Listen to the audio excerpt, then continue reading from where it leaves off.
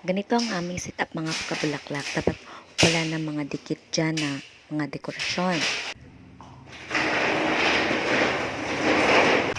Dahil yan sa sumusunod kami sa utos ng DepEd Order number 21 series of 2023. Mas okay na rin tong ganito mga kabulaklak para wala na ding gastos. Kasi gagastos ka kasi kapag maglalagay ka ng mga pangdekorasyon, magdidikit ka ng mga pangdikit dyan, maggagastos ka talaga mga kabulabul. Medyo masakit lang sa mga ibang mga teacher ngayon kasi kakadikit lang ng kanilang mga dekorasyon kasi naghahanda na sila ng mga nakaraan pang buwan. At ngayon, babaklasin na naman kaya masakit sa kanilang part. But for me, mga kabulaklak, okay yan sa akin ng ganito kasi mababawasan mo yung problema mo.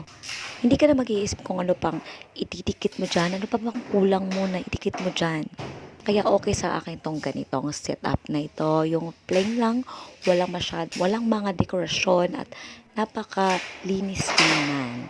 Problema lang namin ngayon ay wala kaming or kulang kami ng pintura. Lalong-lalo na sa aming paralan, kulang kami ng pintura, kulang kami ng mga upuan.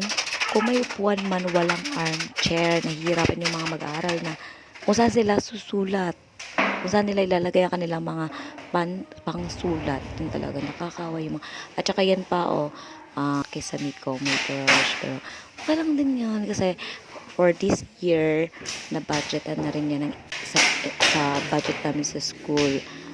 Maghintay-hintay lang talaga tayo. So, yun. Na-rescue para tulungan ako sa pagpintura. At ito na nga, tapos na siya. Thank you for watching. Hindi pa naka-arrange yung mga upuan. Kailangan ko pa yan i-makeover pa ng todo-todo. Charot! Sumana na siya. Sumana siya sa gawas pero napinturahan na siya karon. Thank you, thank you.